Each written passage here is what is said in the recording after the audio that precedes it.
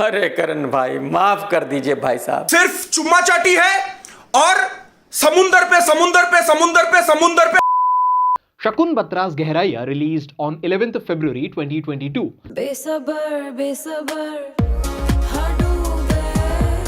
And it was perhaps the most awaited and anticipated movie from the month or event from the month of February. Maybe after Tata IPL Mega Auction, annual budget and Mahan, but yeah, thoda anticipation to tha. Now this anticipation was because of two prominent reasons and two prominent people, Deepika Padukone and Shakun Batra. Deepika Padukone made her last movie in a full-fledged role 2 years ago. The movie was called Chhapak and it was relatively controversy-free. I mean, yeah, thoda controversy, but yeah, relatively controversy-free.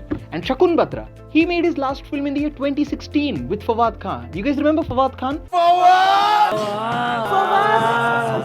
जिसके ऊपर पूरे देश को crush हो गया था, फिर हमारे देश ने उनके देश को क्रश कर दिया. Yeah, same Fawad Khan. When Shakun Batra made his last film, 500 and 1000 rupees notes was still valid in India. Corona was just a drink. And MS Dhoni was still India's white ball captain. But the point is कि ये दोनों लोग बहुत time बाद अपनी movies बनाए, इसलिए लोगों में काफी ज्यादा एंटिसिपेशन था. But did people like it or not? Let's discuss.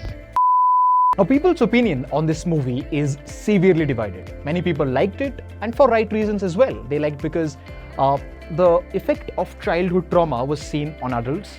They saw infidelity in physical and emotional form, and they also saw a woman lead being the fulcrum of the movie. But many did not like it. घटिया वाहियात अव्वल number के एक number का third class picture है ये गहराइयाँ. And here are the three reasons why we think Gehraiyan probably didn't work with the Indian audience. Number one, connect with the audience. Now tell me which were the last two films which did exceedingly well in India, box office wise. Number one is Suryavanshi, and second was Pushpa, The Rise, starring Akshay Kumar and Allu Arjun. Now the reason why these movies worked was because they connected with the tier 2 and 3 cities, that is the mass audience. I understand that Gehraiyan did not have a direct theatre release, but the greater amount of hatred, if I may call it so, which it is receiving is from the tier 2 and tier 3 cities. Is the acceptance from the mass audience the reason for Gehraiyan's failure across the country? You let me know in the comment section. Number two, explicit content. Now, Indian cinema's tryst with the concept of sex is really interesting. I mean, yeah, we've had the likes of Meera Nair and Shikhar Kapoor who've dealt with this sensitive topic in a very real or at times very brutal manner, but they've respected the process of it. But then we've also had that very embarrassing or rather funny stage of the 90s when there were two flowers mingling with one another, and that is what we were told is sex in movies. And we've also had people holding hands in a very weird manner behind the farms, and that was supposed to be a definition to sex. So if the people have grown up watching this sort of things on celluloid, and if the same people are watching the explicit content in Gehraiyan, I think it is understandable why they would not like to watch this movie or these sort of movies with their families. Point 3, relatability with the characters. Now, Zoya Akhtar in one of her interviews stated that after the release of Dil Dhadakne Do, people actually came to her and asked her कि आप इतने अमीर लोगों पे picture क्यों बनाते हो? Now, as bizarre as this might sound to you, I think it holds a little bit of element of truth.